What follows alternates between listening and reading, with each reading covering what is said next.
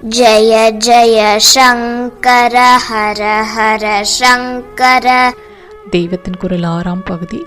மகேந்திர பல்லவன் கலப்பு ஜாதியா? ஆராய்ச்சி என்ற பெயரிலேயே எப்படியெல்லாம் விபரீதமாக பண்ணியிருக்கிறார்கள் என்பதற்கு ஒன்று சொல்கிறேன். மகேந்திர வர்மாவுக்கு அநேக பட்ட பெயர்கள் உண்டு. அதில் சங்கீர்ண ஜாதி என்று ஒன்று. அப்படியென்றால் கலப்பு ஜாதி.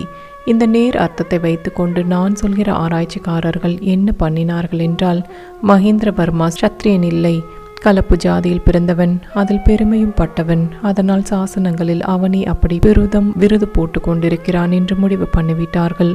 ஜாதி முறையை பற்றி இன்றைக்கு என்ன அபிப்பிராயம் இருந்தாலும் நம்முடைய பழைய ராஜாக்கள் மனு தர்ம சாஸ்திரப்படி வர்ணாசிரமங்களை பரிபாலித்து வந்ததாகவே கல்வெட்டுகள், செப்பீடுகள், புலவர்களின் பாடல்கள் எல்லாம் திரும்ப திரும்ப சொல்கின்றன. அப்படிப்பட்ட காலத்தில் பாரத்வாஜ கோத்திரக்காரர் என்று தங்களை பெருமையோடு சொல்லிக்கொண்ட பல்லவ வம்சராஜா ஒருத்தன் தன்னை கலப்பு ஜாதியில் பிறந்தவன் என்பதை ஒரு பிரதமாக ஒரு நாளும் போட்டுக்கொள்ள மாட்டான். இப்போது நேருவை பிராமணோத்தமர், வர்ணாசிரமர், ரக்ஷகர் என்று சொன்னால் அவருக்கு எவ்வளவு கோபம் வரும். அப்படித்தான் 13 செஞ்சுரிக்கு முன்னால் இருந்த மகேந்திர வர்மாவுக்கு அவன் நிஜமாகவே கலப்பு ஜாதியாய் இருந்திருந்தால் கூட அப்படி சொன்னால் கோபம்தான் வரும். அவன் எழுதியுள்ள மத்த விலாச பிரகசனம் என்ற ஹாஸ்ய நாடகத்தில் முடிவாக பரத வாக்கியம் என்று மங்கள ஸ்லோகம் சொல்கிற போது, பிரஜைகளின் ஸ்ரீமத்திற்காக அக்னி பகவான் ஆகுதிகளை தேவர்களுக்கு கொண்டு போய் கொடுத்து கொண்டிருக்கட்டும், அதாவது என் ராஜ்யத்தில் யாகங்கள் நடந்து கொண்டிருக்கட்டும், பிராமணர்கள் வேதத்தை நன்றாக அபியாசம் பண்ணி கொண்டிருக்கட்டும், பசுக்கள் பாலை பொழிந்து கொண்டிருக்கட்டும் என்கிறான். ஷீர சம்ருத்தியை, பால் செழிப்பை சொல்வதும் அக்னிஹோத்திரத்திற்கு அது பிரயோஜனப்படுவதால் தான். கோ பிராமணேப்பியோ என்றும் அந்தனர் வானவர் ஆனினம் என்றும் சேர்த்து சொல்வது அவர்களிடம் மட்டும் பக்ஷபாதத்தினால் அல்ல, பிராமணன் பசு இரண்டும் யாகத்திற்கு அவசியமாயிருப்பதால் தான் அப்படி சொல்வது. இப்படி வைதிக ஆசரணைகளை போற்றியவன் தன்னை சங்கர கலப்பு ஜாதிக்காரன் என்று டைட்டில் போட்டு கொண்டிருக்கவே மாட்டான். பின்னே சங்கீர்ண ஜாதி என்றால் என்ன? புரியாமல் கஷ்டப்படுத்திற்று. அப்புறம் சங்கீத ஆராய்ச்சிக்காரர்கள் புரிய வைத்தார்கள். மகேந்திர வர்மா சங்கீதத்தில் மகா நிபுணனாயிருந்து புதுக்கோட்டை கிட்ட குடுமியா மலையில் சங்கீத விஷயமாக பெரிய கல்வெட்டு, லோகத்திலேயே அது மாதிரி ஒன்று இல்லை என்னும்படி பொறித்து வைத்தவன். அதனால் சங்கீத ஆராய்ச்சிக்காரர்கள் இந்த டைட்டிலுக்கு சங்கீத சாஸ்திரத்தை வைத்து அர்த்தம் பண்ணினார்கள். தாளங்களில் கலப்பு வகையாக சங்கீர்ண ஜாதி என்று ஒன்று உண்டு. அதில் கெட்டிக்காரனாக அல்லது அதை கண்டுபிடித்தவனாக அவன் இருந்திருப்பான். அதனால் அப்படி டைட்டில் என்று சொன்னார்கள். எனக்கும் ஆறுதலாக இருந்தது. சாஸ்திர அபிமானம் உள்ள ஒரு ராஜா தன்னை கலப்பு ஜாதிக்காரன் என்று டைட்டிலை போட்டுக்கொண்டு பிரகடனப்படுத்தினான் என்கிறார்களே என்று வருத்தப்பட்டது சமாதானமாயிற்று. அப்புறம் அந்த சமாதானம் மறுபடி குலைந்து போயிற்று. சங்கீத ரிசர்ச்காரர்களிலேயே சில பேர் இன்னும் ஆழமாக பார்த்து சங்கீர்ண ஜாதி தாளம் தற்போது இருக்கிற தாள முறையில் வருவதே. இந்த முறை தோன்றி 500 வருஷத்துக்குள் தான் ஆகிறது. 1300 வருஷம் முந்தி இருந்த மகேந்திர வர்மா அதை ஒரு காலம் குறிப்பிட்டிருக்க முடியாது என்று நிறைய ஆதாரம் காட்டி சொன்னார்கள். இதென்னடா என்று மறுபடி விசாரமாயிற்று. மகேந்திர வர்மா ரொம்ப வேடிக்கை பிரியன், விட்டி, தன்னையே பரிகாசம் பண்ணி கொள்கிற மாதிரி கூட டைட்டில்கள் போட்டு கொண்டவன். அதற்கேற்க வினோதமாக பல தினசாக இருக்கிறது தான் தன் ஸ்வபாவம் என்று தெரிவிப்பதாக விசித்திர சித்தன் என்றே ஒரு பிருதம் போட்டு கொண்டவன். ஒரு பக்கத்திலே தன்னை குணபரன் என்று உசத்தியாக போட்டுக்கொண்டான். இன்னொரு பக்கம் இஷ்ட துஷ்ட பிரஷ்ட சரிதன் என்றும் போட்டு கொண்டிருக்கிறான். இஷ்ட சரிதன் சரி, எல்லோரும் இஷ்டப்படும்படியான நடத்தை உள்ளவன் என்று அதற்கு அர்த்தம். துஷ்ட சரிதன் அதற்கு கூட ஒரு மாதிரி நல்ல அர்த்தம் பண்ணி கொள்ளலாம். சத்துருக்களிடமும் குற்றவாளிகளிடமும் ரொம்ப கடுமையாக இருப்பவன் என்று அர்த்தம் பண்ணி கொள்ளலாம். பிரஷ்ட சரிதன் என்பதை எப்படி நல்லதாக அர்த்தம் பண்ணுவது? ஆனாலும் அதையும் டைட்டிலில் சேர்த்து கொண்டிருக்கிறான். வாசவத்தில் அவன் சரித்திரத்தை பார்த்தால் பிரஷ்டன் என்னும்படி எதுவுமே இல்லாவிட்டாலும் வேண்டுமென்றே நம்மை மட்டுமும் தட்டி கொள்வோமே. பட்டங்கள் உயர்வாக போட்டுக்கொள்வது எல்லா ராஜாக்களும் செய்வதுதான். நாம் அவர்களில் ஒருத்தனாக இல்லாமல் யூனிக்காக இருக்கிற விசித்திர சித்தன் அல்லவா? அதனால் மட்டம் தட்டி கொண்டும் சிலது போட்டுக்கொள்வோம் என்று பண்ணினது போல இருக்கிறது. ராஜா என்றால் இல்லாத உசத்தியெல்லாம் கற்பித்து நிறைய பட்டம் போட்டுக்கொள்வது என்று வழக்கமாயிருந்ததால் தானும் அப்படி போட்டுக்கொண்ட போதே அந்த வழக்கத்தை பேரடியும், அதாவது நையாண்டியும் செய்கிற விதத்தில் இப்படி மட்டமான விஷயத்தையும் பட்டமாக சேர்த்து கொண்டிருப்பான் போலிருக்கிறது.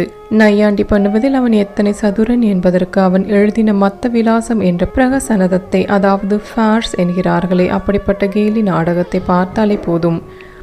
அந்த மனப்போக்கில்தான் அவன் மற்ற ராஜாக்கள் எல்லாம் தங்கள் வம்சத்தை பற்றி ஆஹா ஓஹோ என்று சொல்லிக்கொண்டு தாங்களே அப்பேற்பட்ட வம்சத்தின் சூடாமணி, தினமணி, சிந்தாமணி என்றெல்லாம் பட்டம் போட்டுக்கொள்கிற வழக்கத்தை கேலி பண்ணி நான் கலப்பு ஜாதி என்று இல்லாததை சொல்லி ஒரு டைட்டில் போட்டு கொண்டான் போலிருக்கிறது என்று ஒரு மாதிரி என்னை சமாதானப்படுத்தி கொள்ள பார்த்தேன்.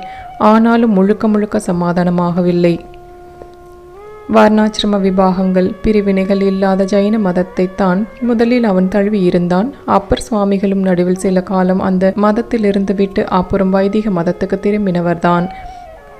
அதற்காக அவரை அவன் படாத பாடுபடுத்திவிட்டு அது ஒன்றும் அவரை தொடவில்லை என்று அற்புதங்களுக்கு மேலே அற்புதமாக பார்த்துவிட்டு அப்புறம் தானே வைதிக மதத்தை தழுவிவிட்டான்.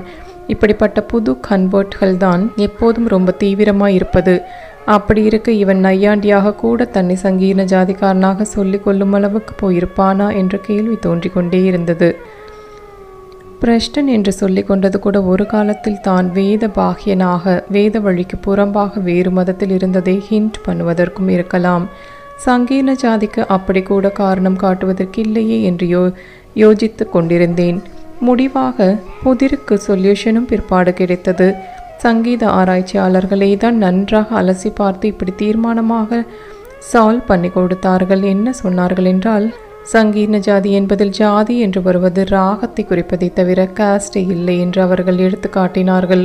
பரத சாஸ்திரத்திலேயே ராகம் என்ற பெயர் இல்லை, ஜாதி என்றுதான் இருக்கிறது.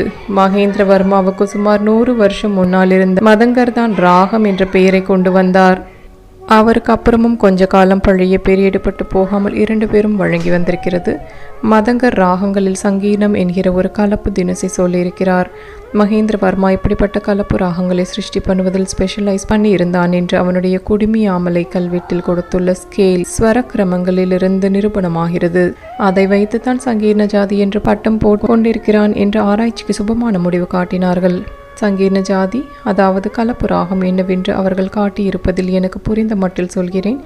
இப்போது மேலகர்த்தா ராகம் என்று 72 வைத்து அவற்றிலிருந்தே பாக்கி அத்தனை ராகங்களும் வந்திருப்பதாக கிளாசிஃபை செய்திருக்கிறார்கள். அந்த 72 ராகங்களை 2 பெரிய டிவிஷன்களாக பிரித்திருக்கிறது. சப்த ஸ்வரங்களின் நடுவே வரும் மாவில் 2 தினசு, 2இல் தாழ்வாக இருப்பது சுத்த மத்தியமம், சங்கராபரணத்தில் வருகிற மத்தியமம், தூக்கலாக இருப்பது பிரதி மத்தியமம், கல்யாணியில் வருவது. இப்படி 2 விதமாக உள்ள மத்தியம வித்தியாசத்தை வைத்தே 72 மேளங்களை சுத்த மத்தியம ராகங்கள் 36, பிரதி மத்தியம ராகங்கள் 36 என்று 2 டிவிஷனாக பண்ணியிருப்பது. கர்நாடக சங்கீதம் இப்போது இருக்கிற முறையிலும் சரி, அதற்கு ஆதாரமாக தேவார காலம் முதலானவற்றில் இருந்த தமிழ் பண்களை முறைப்பாட்டிலும் சரி, எந்த ஒரு ராகத்திலும் 2 மத்தியமங்களும் வராது. மாதிரியே ரீ, க, த, நீ ஆகிய ஸ்வரங்களிலும் ஒவ்வொன்றிலும் 2 வகை உண்டு. இவற்றிலே ஒரு ராகத்தின் ஆரோகணத்தில் ஏறு வரிசையில் ஏதோ ஒரு வகையான ரீ, க, த, நீ வந்து அவரோகணம் என்னும் இறங்கு வரிசையில் அதற்கு வித்தியாசமான ரீ, க, த, நீ வரும் ராகங்கள் அநேகம் இருக்கின்றன. ஆனால் நம்முடைய தட்சிண தேச சங்கீதத்தில் வரும் ராகங்களில் மத்தியமத்தில் மட்டும் வித்தியாசமில்லாமல் ஏறு வரிசையில் போகும்போதும் இறங்கு வரிசையில் வரும்போதும் ஒரே தான் வரும். ஒரு ராகம் என்றால் அது ஒன்று சுத்த மத்தியம ராகமாக இருக்கும் அல்லது பிரதி மத்தியம ராகமாக இருக்கும். 2ம் கலந்த ராகம். அதாவது மத்தியம மத்தில் சங்கீர்ணமாக இருக்கிற ஜாதி கிடையாது. ஆனால் இப்படிப்பட்ட இரட்டை மத்தியம ராகங்களையும் மகேந்திரவர்மா சிருஷ்டித்திருக்கிறான். அவன் கல்வெட்டில் கொடுத்திருக்கிற 7 ராகங்களிலுமே 2 மத்தியமங்களும் வருகின்றனவாம். அதனால்தான் அவனுக்கே சங்கீர்ண ஜாதி என்று பட்ட பேர். அவனுடைய சங்கீத வழியை அப்புறமும் தட்சிணத்தில் பின்பற்றவில்லை. இந்துஸ்தானி சங்கீதத்தில் தான் 2 மத்தியமங்களும் வரும் ராகங்கள் இருக்கிறனவென்றும் அவை ரொம்பவும் ரஞ்யமாக இருப்பதால் பிற்காலத்தில் நம்முடைய சாகித்ய கர்த்தாக்களும் வித்வான்களும் கூட அப்படிப்பட்ட வடக்கத்தி ராகங்களில் சிலதை எடுத்து கொண்டிருக்கிறார்கள் என்றும் தெரிந்து கொண்டேன். ஆராய்ச்சி என்ற பெயரில் நவ நாகரிக கொள்கைகளை பூர்வீகர்கள் மேல் ஆரோபிப்பதை பற்றி சொல்லி கொண்டிருந்தேன். இப்போது கலப்பு மனம் உயர்ந்த விஷயமாக சில பேருக்கு இருப்பதால் என்றைக்கோ இருந்த மகேந்திரவர்மாவை கலப்பு ஜாதிக்காரனாக்கியதாக சொன்னேன். இப்படி ஒன்றுதான் அவனுடைய பிள்ளைக்கு சேனாதிபதியாயிருந்த மாமாத்திர பரஞ்சோதியை இன்றைக்கு சில பேருக்கு தனி தமிழ் பாரம்பரியம் காட்டுவதில் ஆசை இருப்பதால் தமிழ்நாட்டு வேளாளராக்கியிருப்பது. ஜெய ஜெய சங்கர ஹர ஹர சங்கர.